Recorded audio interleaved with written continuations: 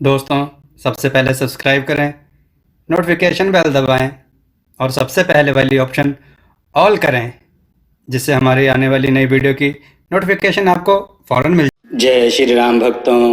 दोस्तों, ये कथा बहुत ही सुंदर है, ध्यान से सुने और अपने विचार कमेंट में जरूर दें। चलिए कथा की ओर चलते हैं। आज की कथा है नंदा, गाय और बाघ। आइए कथा श्रवण करें। एक बार पृथ्वी पर प्रबल नाम का एक राजा हुआ था। एक दिन वह वन में शिकार खेल रहा था। उन्होंने देखा कि झाड़ी के भीतर एक हिरनी खड़ी है। प्रबल ने उस हिरनी पर अत्यंत तीखे बाण चलाकर उसे घायल कर दिया। आहत हिरनी ने चारों ओर नजर घुमाकर देखा तो उसने देखा एक राजा धनुष बाण लिए खड़ा है। उसे देखकर हिरनी बोली, अरे मूर्ख, ये तूने क्या किया? बहुत बड़ा पाप कर्म किया है। मैं यहाँ नीचे मुंह करके खड़ी थी और निर्भय होकर अपने बच्चे को दूध पिला रही थी। ऐसी अवस्था में इस वन के बीच मुझ निरपराध हिरनी को निशाना बनाया है तूने। तेरी बुद्धि बड़ी खोटी है, इसलिए मैं तुझे श्राप देती हूँ कि तू जा, तुझे कच्चा मांस खाने वाले पशु की योनि में जन्म लेना पड़ेगा। जा, तू इस कांटे भरे जंगल में व्याघ्र बन जा। हिरनी का श्राप सुनकर राजा की सभी इंद्रियां व्याकुल हो उठी। वो हाथ जोड़कर बोला, कल्याणी, मैं नहीं जानता था कि तुम बच्चे को दूध पिला रही हो। अनजाने में मैंने तेरा वध किया है। मुझे मेरी करने का फल भोगना ही पड़ेगा। हे मृगी, अब तुम मुझे इतना बता दो कि मेरे व्याघ्र योनि से मुक्ति कब होगी? राजा के ऐसा कहने पर हिरनी कहने लगी, हे राजन, आज से ठीक 100 वर्ष बीतने पर यहाँ नंदा नाम की एक गौ आएगी। उसके साथ तेरा वार्तालाप होने पर तू श्राप मुक्त हो जाएगा। उसी हिरनी के श्राप से राजा प्रबल बाघ बन गया और उसी वन में पशुओं को मार मार कर खाने लगा और अपनी निंदा करते हुए मन ही मन सोचता था, हाय, मैं कब मनुष्य योनि को प्राप्त होऊंगा? अब इस योनि में मेरे द्वारा कोई पुण्य भी नहीं हो सकता। एकमात्र हिंसा ही मेरे जीवन की वृत्ति है।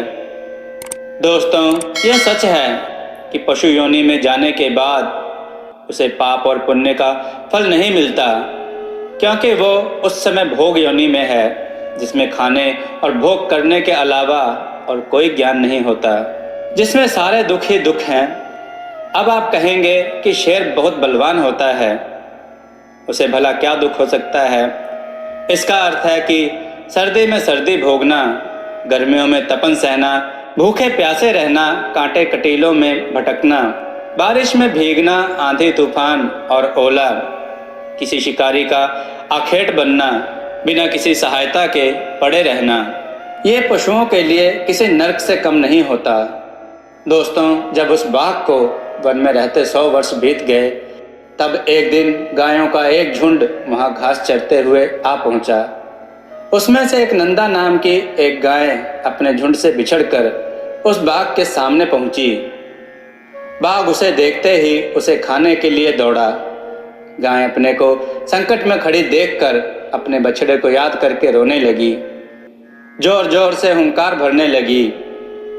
उस गाय को अत्यंत दुखी देखकर अपनी भाषा में बाघ ने उससे बोला, अरे गाय, संसार में सभी जीव अपने अपने कर्मों से ही दुख भोगते हैं। तो स्वयं मेरे पास आ पहुंची है, इससे जान पड़ता है कि तेरी मृत्यु आज ही निश्चित है। तू व्यर्थ का शोक क्यों करती है? दोस्तों, बाघ की इस प्रकार बात सुनकर नंदा गाय कहने लगी, हे बाघ, मैं यह भली भांति जानती हूँ कि तुम्हारे पास आए हुए प्राणी की रक्षा असंभव है, अतः मैं अपने जीवन के लिए शोक नहीं कर रही हूँ। मृत्यु तो मेरे एक न एक दिन होगी ही, पर उसके लिए क्या चिंता करना। परंतु अभी मैंने एक नई अवस्था में बछड़े को जन्म दिया है। पहला बच्चा होने के कारण वह मुझे अधिक प्रिय है। मेरा बच्चा अभी दूध पीकर ही जीवन चलाता है, घास को तो वह सूंघता तक नहीं। यह समय वह भूख से पीड़ित होकर मेरी राह देख रहा होगा। मेरे ना रहने पर मेरा बच्चा कैसे जीवन धारण करेगा? मैं यही सोच सोच कर रो रही हूँ। मैं पुत्र स्नेह के वशीभूत हो रही हूँ और उसे दूध पिलाना चाहती हूँ। मुझे थोड़ी देर के लिए जाने दो। बछड़े को दूध पिलाकर प्यार से उसका मस्तक चूमूंगी और उसके हित और अहित के लिए उसे कुछ उपदेश भी दूंगी। फिर अपनी सखियों की देख रेख में उसे सौंप कर मैं तुम्हारे पास लौट आऊंगी। उसके बाद तुम मुझे खाकर अपनी भूख मिटा लेना। बाघ कहने लगा, मैं तुम पर कैसे विश्वास करूं कि तुम लौट आओगी। गाय कहने लगी, यदि तुम्हें मुझ पर विश्वास है तो मुझे जाने दो। अगर वापस ना लौटूं तो जो ब्राह्मण और माता पिता के वध करने पर लगता है, अगर मैं ना लौटूं तो मुझे वो पाप लगे जो व्याधों, मलिच्छों और जहर देने वालों को लगता है।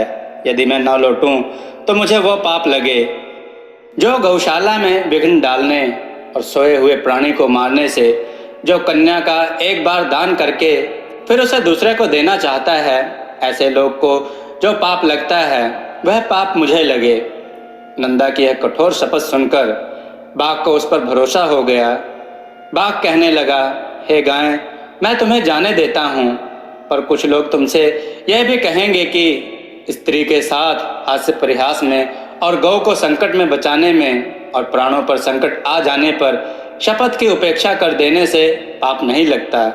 इसलिए तुम इन बातों पर विश्वास मत करना, क्योंकि इस संसार में ना जाने कितने ऐसे नास्तिक हैं जो मूर्ख होते हुए भी अपने आप को पंडित समझते हैं। ये तुम्हारी बुद्धि को क्षण भर में भ्रम में डाल देंगे। इसलिए हे गाय, तुम जाओ और अपने पुत्र को दूध पिलाकर उसे प्यार करके शीघ्र लौट आना। दोस्तों, बाघ से आज्ञा लेकर गाय कांपती हांफती रोते हुए अपने बछड़े के पास पहुंची। माता को दुखी देखकर पुत्र ने पूछा, हे माँ, आज मैं तुम्हें प्रसन्न नहीं देख रहा हूँ। आज तुम अत्यंत डरी हुई मालूम पड़ रही हो, क्या कारण है? नंदा कहने लगी, बेटा, स्तनपान करो, यह हम लोगों की अंतिम भेंट है। आज के बाद तुम्हारा और मेरी भेंट नहीं होगी। आज एक दिन का मेरा दूध पीकर कल सवेरे से किसका दूध पियोगे? हे वत्स, मुझे अभी यहाँ से जाना है। मैं वहाँ से शपथ देकर आई हूँ। भूख से पीड़ित बाघ को मुझे अपना जीवन अर्पण करना है। बछड़ा कहने लगा, माँ, मैं भी तुम्हारे साथ चलूँगा। तुम ना रहोगी तो मैं भी मर ही जाऊँगा, फिर साथ ही क्यों ना मरूं। दोस्तों, एक बात बताऊं, अपने माता से बिछड़े हुए बालक की क्या प्रयोजन है? केवल दूध पीकर रहने वाले बच्चे के लिए माता के समान दूसरा कोई बंधु नहीं है, माता के समान कोई रक्षक नहीं है, माता के समान कोई आश्रय नहीं है और माता के समान कोई स्नेह नहीं है। माता के समान कोई सुख नहीं है और माता के समान इस लोक और परलोक में कोई देवता नहीं है। जो पुत्र इसका पालन करते हैं उन्हें परम गति प्राप्त होती है। दोस्तों, नंदा गाय ने अपने बच्चों को बहुत ही शिक्षाओं का उपदेश दिया कि हे पुत्र, कभी भी भूल कर जल के समीप और वन में प्रमाद मत करना, क्योंकि प्रमाद से सभी प्राणी नष्ट हो जाते हैं।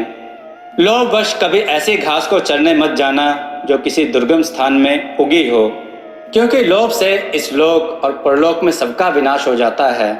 लोभ से मोहित होकर लोग समुद्र में, घोर वन और दुर्गम स्थानों में प्रवेश कर जाते हैं। लोभ के कारण बुद्धिमान पुरुष भी पाप कर जाते हैं। लोभ, प्रमाद तथा हर किसी पर विश्वास कर लेना, इन तीन कारणों से जगत का नाश होता है। बेटा, शिकारी जीवों से, मलेच्छों से, चोर आदि के द्वारा संकट प्राप्त होने पर सदा प्रयत्न पूर्वक अपने शरीर की रक्षा करनी चाहिए। अगर पाप योनि वाले पशु पक्षी अपने साथ एक स्थान पर निवास करते हों तो भी उनके विपरीत चित्त का पता नहीं लगता। अच्छी तरह अपने बच्चे को समझाने बुझाने के बाद कुछ गायों को उसे सौंपकर नंदा बाघ के पास लौट आई और बाघ से बोली, अब तुम मुझे खाकर अपनी भूख मिटा सकते हो। दोस्तों, नंदा का सत्य और त्याग देखकर बाघ बहुत प्रसन्न हुआ और कहने लगा, हे सत्यवादिनी, सत्य का आश्रय लेने वालों का कभी अमंगल नहीं होता। इस सत्य के प्रभाव से मैंने तुम्हें छोड़ दिया। जाओ, अब मैं तुम्हें नहीं खाऊंगा। मैंने हजारों जीवों को मारकर खाया है। मुझे कोई ऐसा उपाय बताओ जिससे मैं शुद्ध हो सकूं। नंदा कहने लगी, हे भाई, सतयुग में तपस्या का महत्व था, त्रेता में ज्ञान और कर्म का महत्व था, और द्वापर में यज्ञ का महत्व था, और कलयुग में सिर्फ दान का महत्व है, और संपूर्ण दानों में अभय दान सबसे बड़ा है। अहिंसा के सिवा ना कोई दान, ना कोई तपस्या, जो तुम कर चुके हो। तभी बाघ ने उस गाय का नाम पूछा। गाय ने बताया, मेरे मालिक का नाम नंद है, इसलिए उन्होंने प्यार से मेरा नाम नंदा रखा है। जैसे ही नंदा गाय का नाम कान में पड़ा, वैसे ही राजा प्रबल श्राप मुक्त हो गया। साक्षात धर्म ने नंदा को दर्शन दिए और वरदान मांगने के लिए कहा। नंदा ने कहा, हे प्रभु, आज से यह स्थान धर्म प्रदान करने वाला शुद्ध तीर्थ बन जाए, बस मेरी यही इच्छा है। तब धर्म ने वरदान दिया, हे देवी, यह सरस्वती नदी आज से तुम्हारे नाम से ही जानी जाएगी। वहाँ सरस्वती नदी नंदावन बन गई। दोस्तों, आपको यह कथा कैसी लगी? अपने विचार और सुझाव कमेंट में जरूर दें। हमारी कथाओं को लाइक करें, हमारे चैनल को सब्सक्राइब करना ना भूलें, हमारी कथाओं को शेयर जरूर करें, जिससे लोगों को अच्छा ज्ञान प्राप्त हो। जय श्री राम भक्तों।